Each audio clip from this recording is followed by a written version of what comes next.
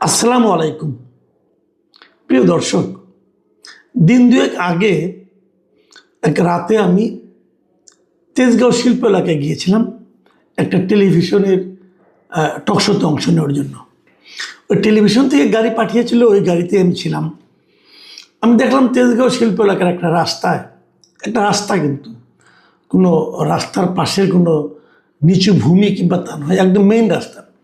সেই রাস্তার অর্ধেকটাতে বেড়া দিয়ে, বাঁশের বেড়া লাগিয়ে সেখানে গরুর হাট বসানো হয়েছে, এবং বাকি অর্ধেক যেখানে আছে সেখানে দু একটা ট্রাক দাঁড়িয়ে আছে।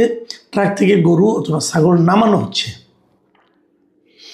ফল যেটা হলো, ওখানে একটা বিকট যানজট, এবং আমি ওখানে বেশ লম্বা সময় আমাকে অপেক্ষা করতে হয়েছিল রাস্তাটা ক্লিয়ার হওয়ার, মানে ওই ট্রাকগুলি সরে যাওয়ার পরে আমরা ওখান থেকে বেরোতে পেরেছি। আমি আসলে বুঝতে পারছিলাম না যে একটা রাস্তা, যেটা নাকি রাস্তা হিসেবে ব্যবহৃত হচ্ছে, যেখান থেকে গাড়ি চলাচল করে, বিভিন্ন ধরনের গাড়ি, সে রাস্তাকে বন্ধ করে আপনি গরুর হাট করবেন কেন?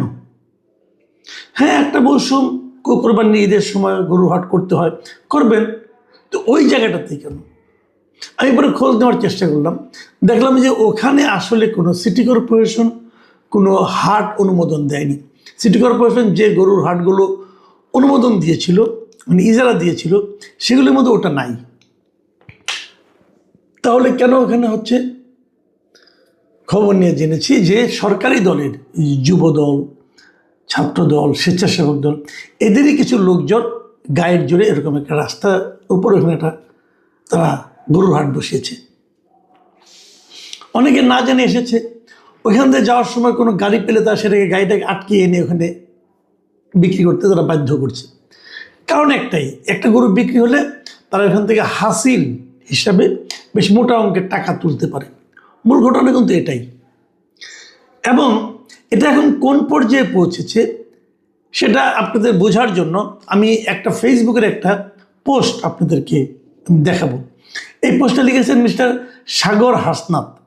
আমি ভদ্রলোককে চিনি না, আমার এটা পড়ার পর মনে হলো এমনও তো হতে পারে এই ভদ্রলোক হয়তো বিএনপির কোনো বদনাম করতে চায়, অথবা অন্তর্বর্তীকালীন সরকারের কোনো বদনাম করতে চায়, অথবা তার কোনো একটা দলের প্রতি এক ধরনের আগ্রহ আনুকূল্য আছে, হতে পারে। কিন্তু অথবা সে হয়তো আদৌ কোনো ব্যবসায়ী না। এটা চিন্তা করে আমি ওনার পেজে গেলাম, এবং ওনার পেজে যে আমি যেগুলো দেখলাম মনে হলো না, উনি আসলেই খুবই ডেডিকেটেড একজন ব্যবসায়ী। উনি গরুর ওনার একটা খামার আছে, এবং আরও অনেক কিছু আছে, ব্যবসা আছে, রেস্টুরেন্ট আছে। এবং সেখানে এক জায়গায় দেখলাম যে ওনার এক বন্ধু মিস্টার জাকির হোসেন, তিনি লিখেছেন যে এই হাসনাত সাগর কীভাবে জাহাঙ্গীরনগর বিশ্ববিদ্যালয়